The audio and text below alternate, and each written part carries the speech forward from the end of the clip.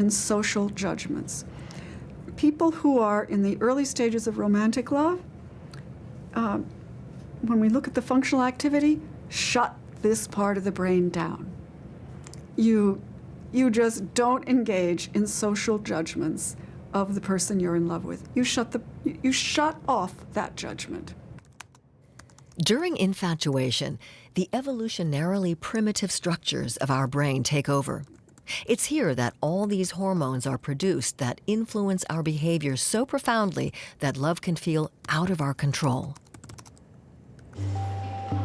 It may seem irrational for love to switch off common sense, but for evolutionary biologist Thomas Juncker, the craziness of love makes sense, evolutionarily speaking.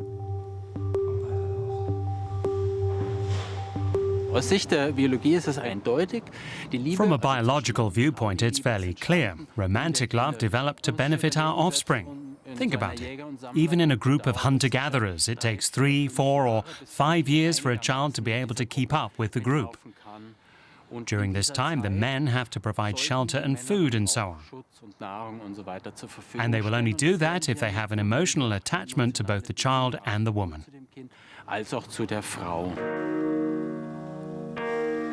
But why her? Why him? Why are we attracted to some people but not others? At first, it's all about looks. In the blink of an eye, we scan our potential partner and collect information about their age, health, mood, and social status.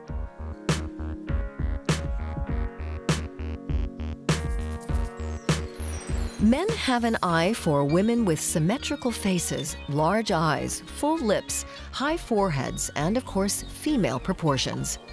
Men usually find young, healthy women attractive.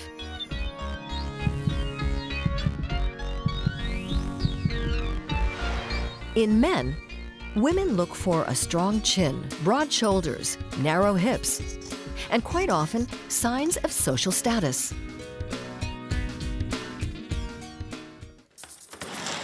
But in the end, the chemistry has to be in sync. And that has a lot to do with scent. Our nose is not as easily fooled as our eyes, as this test demonstrates. Hallo. Hallo. Schön, dass Sie da sind zu unserer Studie. Ich sehe, Sie haben die Proben ja auch schon dabei. Dann können Sie mir die... This student couple is taking part in an experiment. Everyone brings a T-shirt they wore overnight.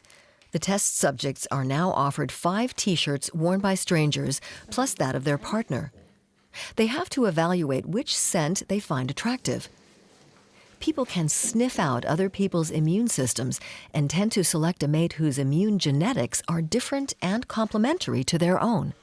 That way, nature ensures that offspring have a robust immune system. The study confirmed the assumption that heterosexual women tend to sniff out this genetic difference more easily than men, who don't seem to have a nose for it. For a man, the genetic parameters don't seem to matter. That's not what he bases it on. The typical man likes the smell of his partner because that's a smell that's familiar to him. And interestingly, the longer a man is with a woman, the more he likes her smell. So it's the woman who gets a whiff of whether the man is a good genetic match or not, unless she's on the pill. There's an older study from 1995 which showed that women who were on the pill assessed the genetic compatibility of a man differently from women who aren't. Our study confirms this. Women who were on the pill behave similarly to men. This means they don't really care about genetic similarity anymore. However, scientists can't say whether hormonal contraception influences a woman's choice of partner. But the first kiss does seem to serve as a kind of litmus test. Studies show that women often say that they could tell by a kiss whether their partner was suitable for a long-term relationship.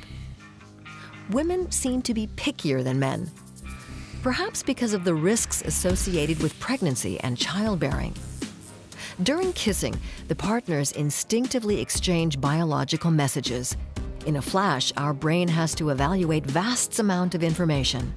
How does the other person smell and taste? Are their lips soft or rough? The kiss hard or tender? Happiness hormones flood the body, and through his saliva, the man infuses the woman with testosterone, which increases her desire. Sex is a love booster. Sex hormones reduce anxiety and stress. Blood pressure and heart rate go up, just like during exercise. That's why sex is good for the cardiovascular system. It might also strengthen the immune system by exposing it to foreign body fluids. In short, sex is much more than just reproduction.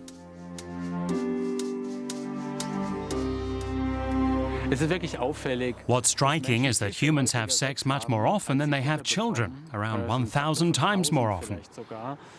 And this, of course, indicates that sexuality has another purpose. It gives you a much more intense and intimate knowledge of the other person. And later on, the shared desire, the shared pleasure, helps cement the relationship.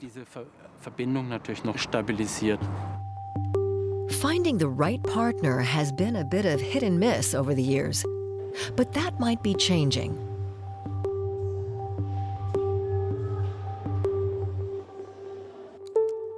More and more singles are now meeting online rather than at parties, in the pub, or at work. In the 21st century, dating has gone digital.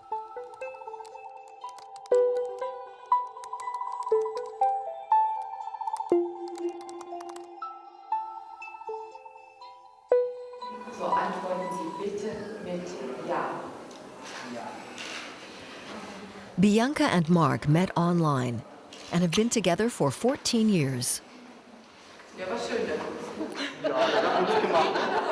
At that time, Bianca was working a lot and didn't have much time for socializing. Mark was working abroad but wanted to return to Germany. Ich war in Hongkong und ich habe mir einfach gedacht, so. I was living in Hong Kong, and I found it hard to meet people there. Da habe ich mich So I opened an account on a German dating site. mal bei Parship angemeldet. Both of us had just ended long-term relationships and didn't want to repeat the same mistakes. My relationship had failed because we weren't a good match about things like family, children, buying a house, getting a job. Im Job was erreichen und so, dass das nicht übereinstimmte. Mark and Bianca met each other because of this man, Hugo Schmale. The psychologist believes that two things in life should be carefully planned: finding the right job and finding the right partner. So he developed a vocational aptitude test and a personality test for an online dating site.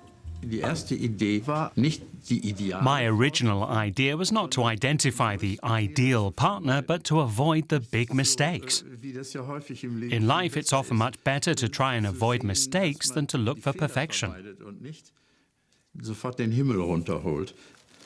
Based on that principle, Hugo Schmale developed a partnership test. It's a comprehensive computer questionnaire that tries to capture personality traits that play into a good and lasting relationship.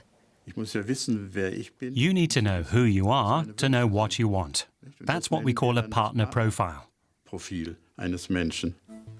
It includes more than 100 questions about character traits and personal preferences, but also includes questions and images that seem odd at first. For example, the question of whether a broken heart affects your appetite. Food is passion. Weight loss or gain are related to strong emotional states. Somebody who doesn't lose or gain weight when they're unhappy is not a very passionate person. According to Hugo Schmale, both partners must be equally passionate, otherwise they're a poor match. But can something as complex as love be predicted like this? Whether two people hit it off is up to them. We're only increasing the chances of that happening. So meeting someone is digital, but loving is still analog.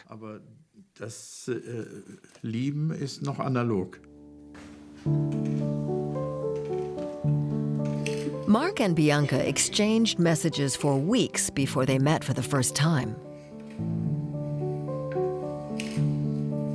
Wir haben uns am Flughafen in Hamburg getroffen. We met at the Hamburg airport.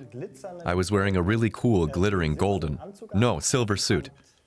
Bianca really liked that. You walked up and kissed me right away. And that was, Of course. We'd known each other for a long time. that was a bit much, but okay. We knew each other so well already. Wir meinten uns sehr gut zu kennen. Our character traits, at least. War das für mich halt nur noch so ein Thema, so wenn das Persönliche. I figured